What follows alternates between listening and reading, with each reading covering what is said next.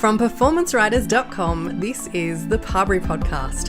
I'm Nat Foxon, and each episode I challenge World Equestrian Games top 10 dressage rider Brett Parbery to explain and discuss what I call a Parberyism. That's a pearl of wisdom I've written down over the years of working together in our Performance Riders programs. Brett doesn't know what today's Parberyism is. Let's get into it. Okay, Brett, I am ready for a new episode of the Parbery Podcast. Are you ready for today's Parberyism? Yes, let me have it. Okay, today's Parberyism is equipment is only as good as the rider. Equipment is only as good as the rider. So I think this is going to be a really interesting conversation, and it's a really topical issue.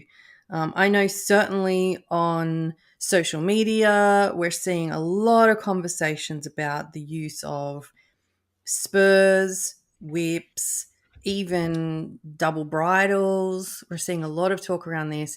And even you the other day on Performance Riders social platforms, we had a little video with you talking about when you do and don't use the whip and what the whip is good for and what it's not good for. And that post went crazy. So I know this is on people's minds. So do you want to give us the 101 on what you mean by equipment is only as good as a rider?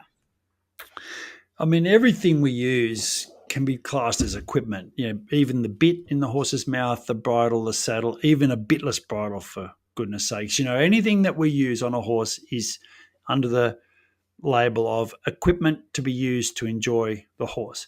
And the bits of equipment have been designed for a purpose, and the purpose is to assist the rider or the trainer. Could be, the trainer on the ground, doesn't have to be the rider, but these bits of equipment are used to train the horse.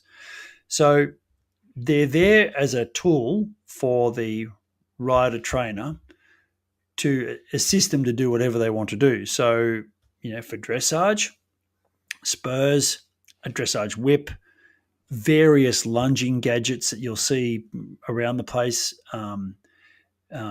dare I say it, draw reins, which fall in the category. That's probably when you said that to me then, draw reins are probably the first thing that pops in my mind as being a piece of equipment that was once invented for a purpose that became misused and therefore got a bad name. And it was the misuse that gave the equipment the bad name, not that the equipment is bad. And that's the difference. It's how you use the equipment is the difference. I mean, anything, spurs, a bit, anything, even a bitless bridle, even a halter can be bad if it's used badly. Yeah. So, when we get back into that discussion, it's all about pressure release. What is the softest version of the aid that you're looking for your horse to respond to, and how that piece of equipment provides support to that conversation around that aid, that response, to almost direct or show the horse into the better response, the clearer response that the rider can then release the pressure. Like we often say, horsemanship or training horses is all about pressure and release. It's not all about pressure, and it's not all about release. It's about pressure and release. And the equipment is there to bolster or back up an aid to the point where the horse gives a response, and then the response is either repeated, released, rewarded, whatever from there on. So let's go through what you use. So obviously, stating the bleeding obvious, you're riding in a saddle and a bridle. I think the things that people are going to be most interested in are the common sort of artificial aids that you would use, and you're not using anything crazy. You're using, the standard sort of spurs, sometimes a whip, and of course the double bridle you're using on your more advanced horses. Let's talk through these one by one and go through how you use these pieces of equipment, and how you want them to be used. Should we start with the spurs? This is, the spurs are ones that I hear a lot. about. I know whenever a dressage rider posts a video wearing spurs, they're often then hit with a barrage of criticism. You shouldn't be wearing spurs, etc., etc., even if they're nowhere near the horse. So tell us about your use of spurs.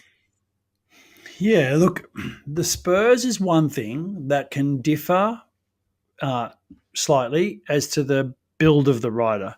So my leg and where my spurs would sit on a horse's sides is sometimes different to a shorter person or a shorter person riding a rounder barreled horse. And the ability for me to be able to let my leg off sometimes is a little bit easier. But at the end of the day, and this is where knowledge is important, and I think that often people who are commenting on you shouldn't be wearing spurs also maybe don't have the same extent of knowledge to know what horse training is about. But and the one comment I've never ever got my head around is when someone says, I need to get the horse better off my leg, so I'm not wearing spurs.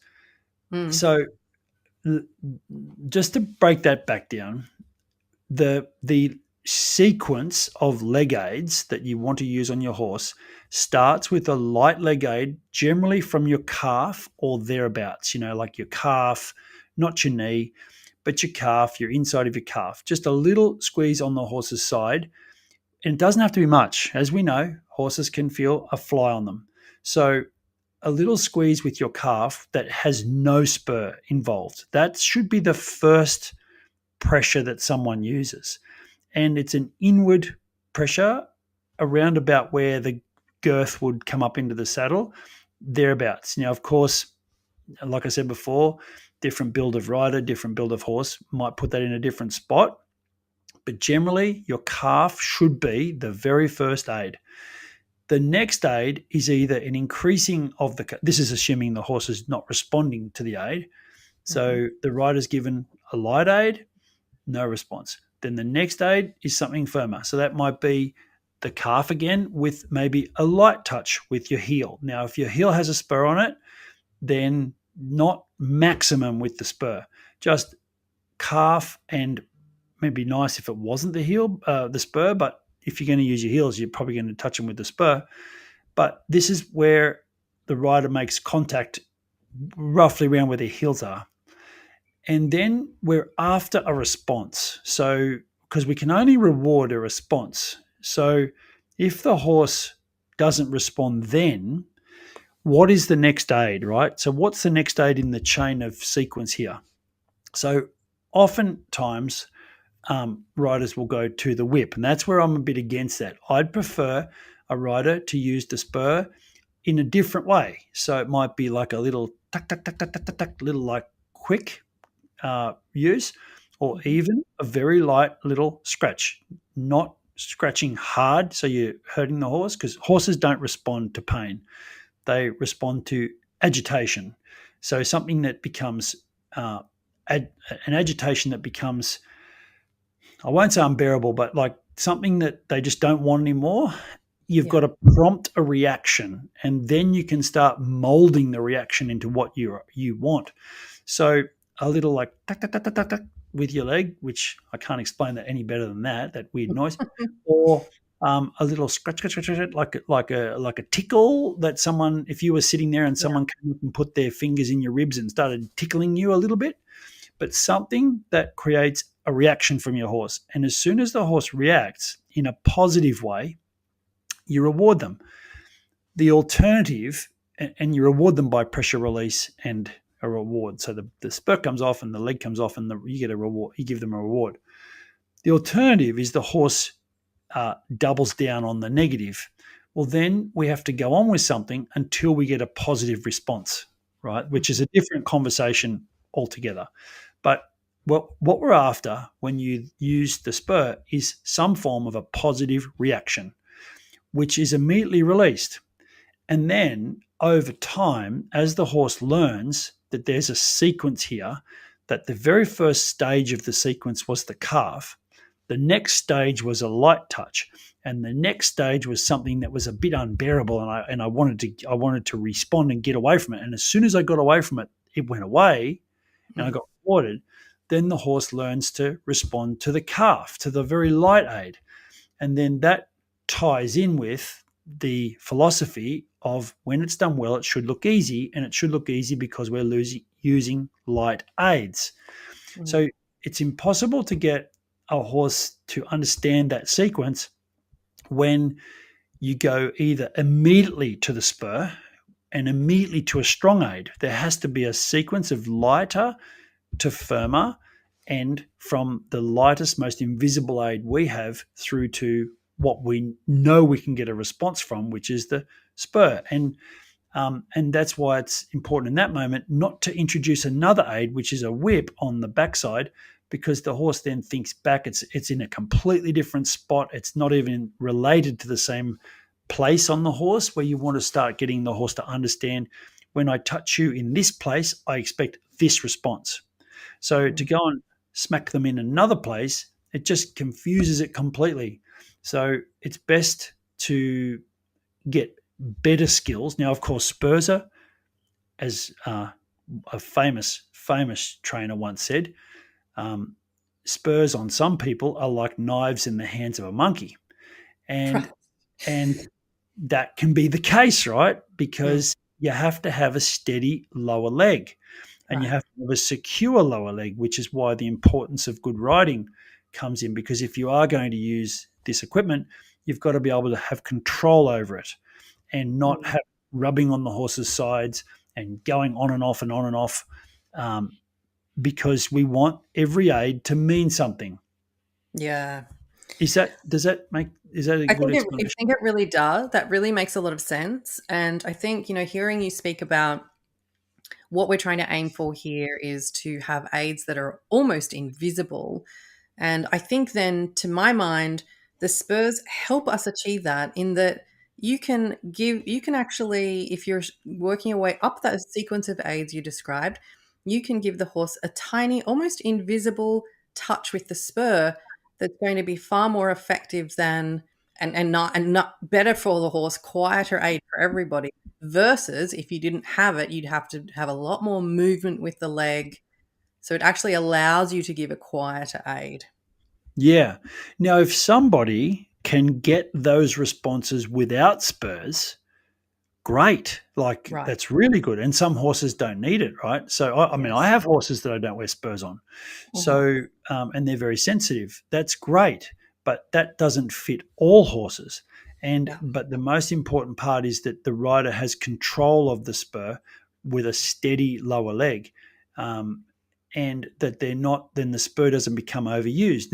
Or sometimes you see, and this is again a bit of a confirmation thing, short rider, big barrel horse, but a rubbed patch on a horse's sides. Well, that is completely overuse of spur in a very um, rubbing, friction, Yeah.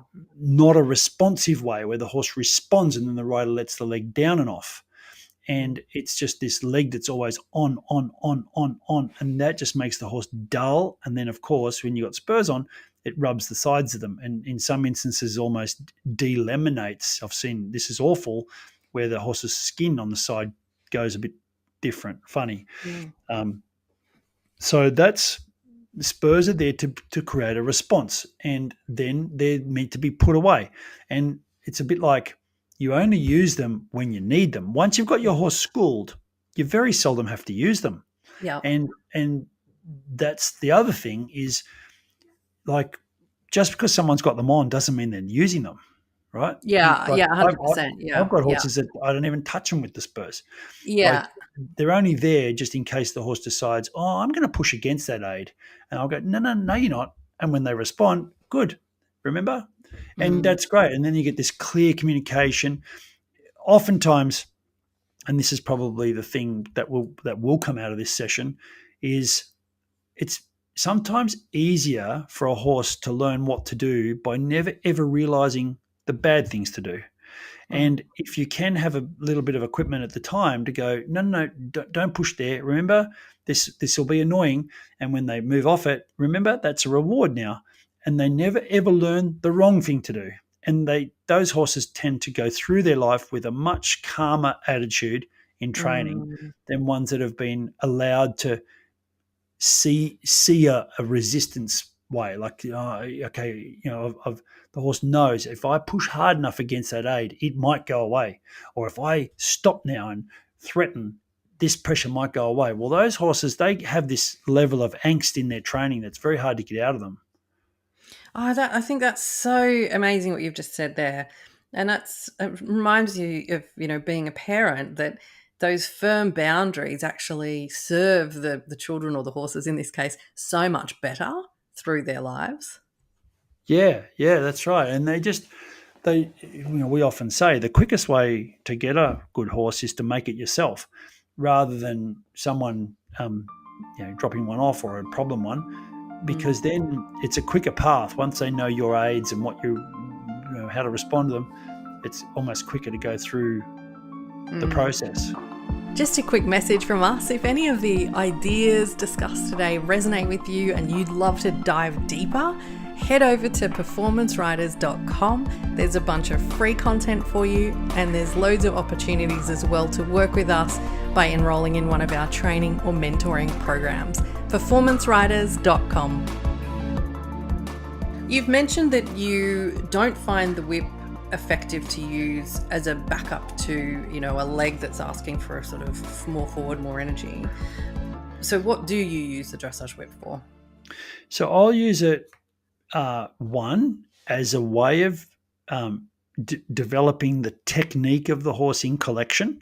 So the whip is going to reach back to the point of buttocks and the hips and on top of the croup and down beside, and in some instances down near the horse's belly, like down near where your leg goes. So the whip's going to get down to these, or back to these areas where you'd like to create a little response. Again, I would sort of say to riders, try to use the whip with a really good feel. Like, don't just go smack and think that that's going to be the aid. Like, try to use it where you have, again, a sequence of response of aids. So, for example, if I'm carrying the whip and I'm doing some piaffe work or whatever it might be, and I'm trying to work on the technique of my horse to tuck their hips a little bit lower or become a little bit more active in a hind leg or something like that, I'll have the whip off the horse, like carrying it sort of over my leg and off the horse. My first aid there, if I'm not getting the responses that I'm looking for from my leg and from the combination of my, activating from my leg and the half, I'll then give the whip a little wave, just a little like swish, swish, to see if the horse notices that out of their eye. And then if the horse doesn't respond to that, then I'll go swish, swish, little tap, quick one. And if the horse gives me a great response, I'll release all pressure and reward them, even let them sort of go out through the front, like just to say, good, notice the notice the swish. Next time when I ask you to do it, I want you to respond to the swish of the whip, not the actual smacking or tapping of the whip. Because I don't want to be smacking horses with the whip. Like, I don't like it. I don't think they like it, to be honest. So I try to use the little swish, just a little movement of the tail of the whip, to mean something. And then if it doesn't, of course, then I go swish and then little tap.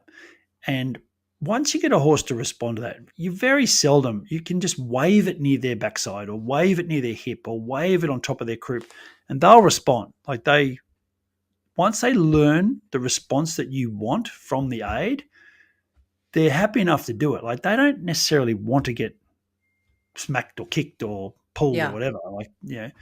So having a sequence with the whip is also very important. And I think that the only other thing, apart from using the whip as a technique, like assisting with the technique of collection, of like if I want to try and shape my horse's posture, is that I might take it and carry it down near my leg, and when I'm doing some rising trot or sitting trot, just to get my horse to be a bit more excitable, to just get them to try a bit harder.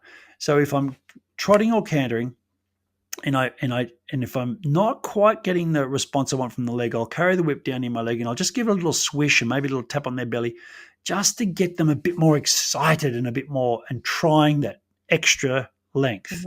And then as soon as I do that, and that often follows the fact that I've tried to create something for my leg. So there's a sequence there as well. That's what I try to reward them when they're really trying hard underneath me. That's the only other time I'll use it. Let's talk about the double bridle. This is another piece of equipment that often, on the good old internet, people jump on. Why are you riding a double? La la la. I mean, the truth is, at the moment, it's part of the sport. Yeah. So, what's your take on the double and how you want to see people and how you want to yourself use that? Yeah, I mean, yeah, it is a part of the sport. It's part of the challenge, and I'd like to see how successful the people who are making those comments have been in their career in dressage, because part of the challenge that we take on is actually training the horses to accept the double and not treat it like a punishing tool, like teaching a horse to accept the double. And that there's a whole degree of horsemanship that's involved in that. Firstly, by getting the appropriate bits. So bits that fit the horse comfortably and that aren't uncomfortable for the horse to wear. And then teaching the horse to respond 80% from the snaffle, maybe 90% from the snaffle.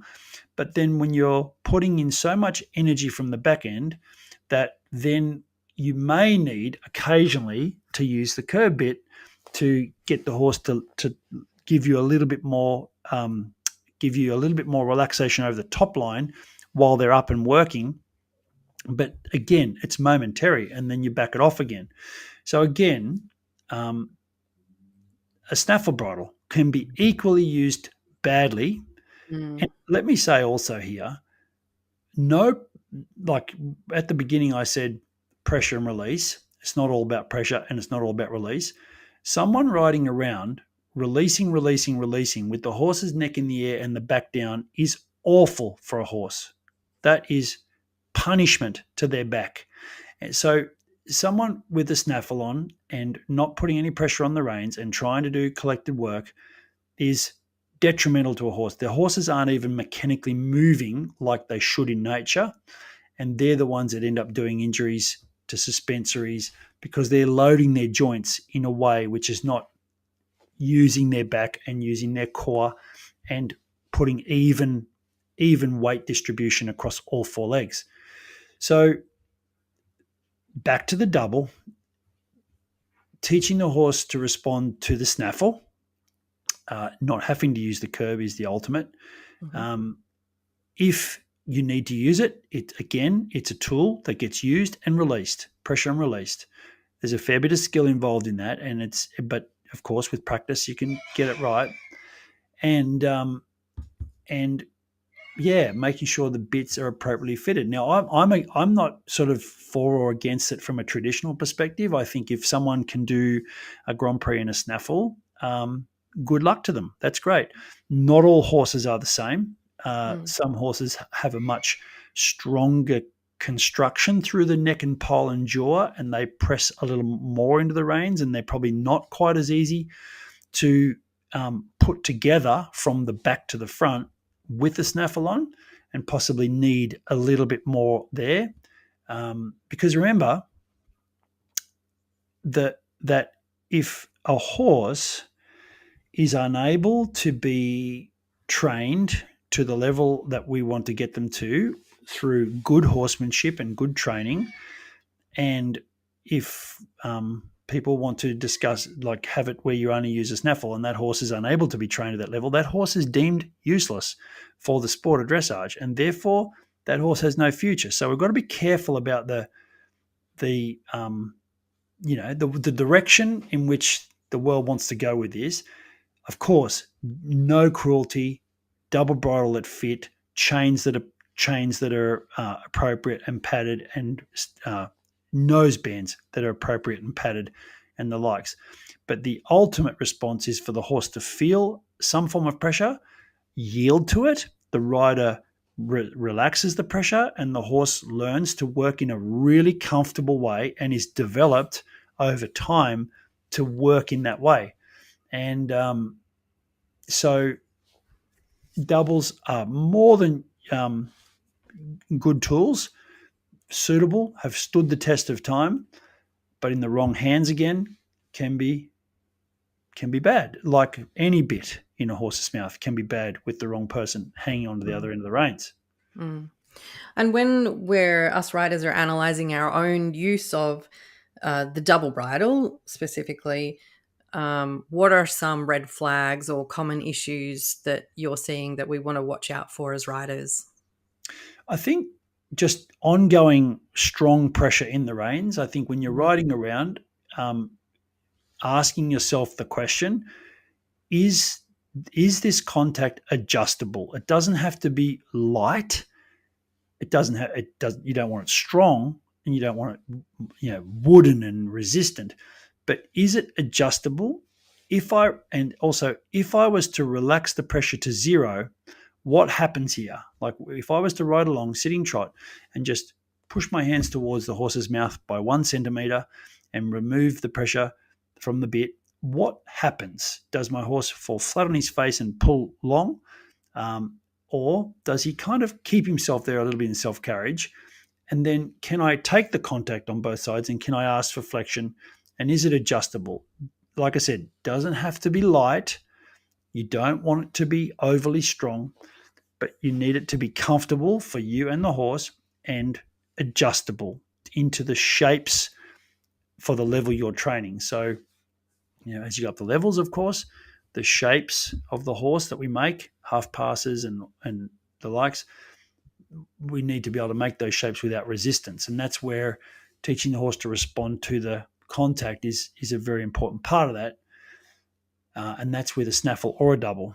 And of course, the higher we go through the levels and the more collection that is required, and the horse becomes shorter through their whole body, more elevated with more energy and suspension off the ground, the horse then comes into a better self-carriage, and therefore ultimately over time the whole horse should become lighter and not necessarily just light in the hands. Like you want lightness to be through the whole horse, from the feet, shoulders, neck, back. Everything becomes lighter through energy and collection. So I think a red flag there is, do you feel like you're pulling backwards and holding on, and the horse is just having to brace itself to put up with this? Is the horse not adjustable?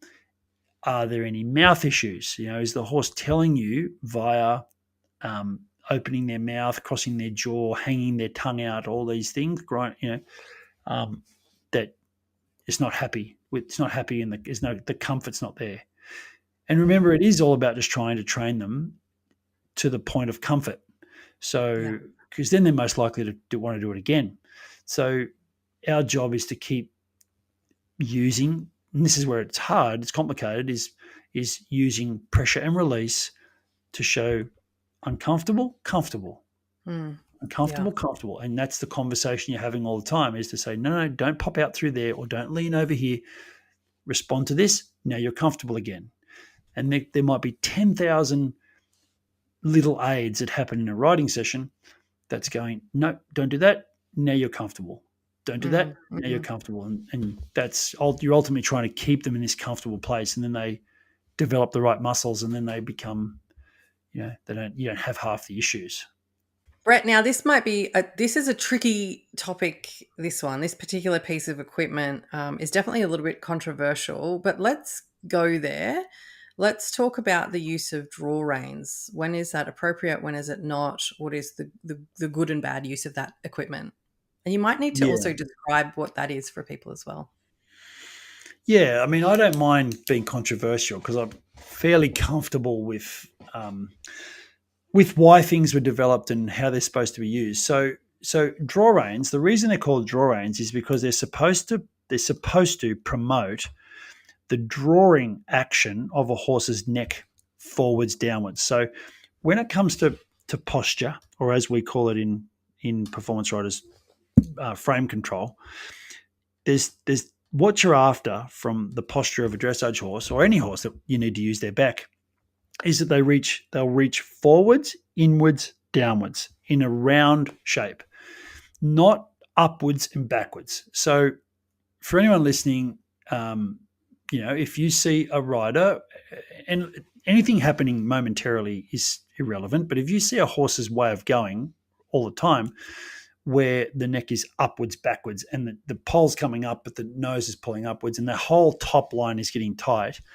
and there's tension in the top line, that is a horse, hollow, tightening their back, not using their core muscles, not lifting up through their core and using their back properly. And what you're after, the opposite end of upwards and backwards, is a horse reaching forwards, downwards, inwards, even when the pole is at the highest point. So the ultimate thing is the horse is up in the pole when they're really up and going, and their neck is reaching forwards, inwards, downwards, which means they're over their back. Their whole back is letting go, and they're engaging their core muscles. And that's what we want, right? So, and that's called drawing. So when a horse draws its neck forward, that's what most people are wanting. And the reason draw reins are called that is because they're supposed to promote drawing. Now, the one thing there is that when in the wrong hands, and unfortunately this has happened way too often, they can be used. They're like a triangular shaped. Just they're two reins, big long reins, and they go in a triangle. They go down from their rider's hand through the bit and back to the girth. Now, sometimes between the legs, sometimes back to the side of the girth, and it's on both sides. And it's supposed to, if the horse gets a little bit strong or resistant against the connection and wants to pull their neck upwards, backwards, these reins are supposed to engage, put an extra bit of resistance there so the rider doesn't have to sort of get too handy, lets the rider provide a stable resistance that's then able to be controlled and moved as the rider wants to make things uncomfortable.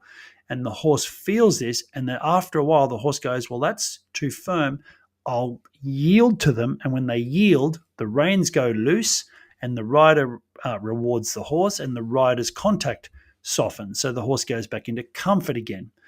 And that was the way these reins were designed. But unfortunately, too many inexperienced riders have had used them in a way where they were always pulled on.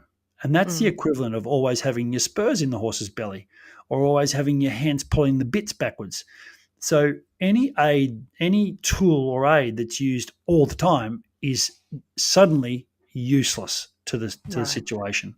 So draw reins that are used all the time, being pulled inwards, downwards to keep a horse's head down, the horse is just resisting them anyway, and the gear's only holding them in a shape. It's a false sense of achievement. And but used in the right hands, where they're spending 90% of the time just swinging, just hanging and swinging and just loose. And when the horse wants to go against the rider in a moment when the rider's asking a little bit more from the horse, and if the reins engage, the horse and the rider doesn't have to get too handy in that moment. The rider can just be like, no, I'm just going to sit this through, and the horse feels it, and then the horse lets go over that top line. That's when they're used the best, and that's what they were designed for. And you can say the same with any tool that puts a horse in a round shape. That was what they were designed for. But again, used wrong, used the bad way, no good.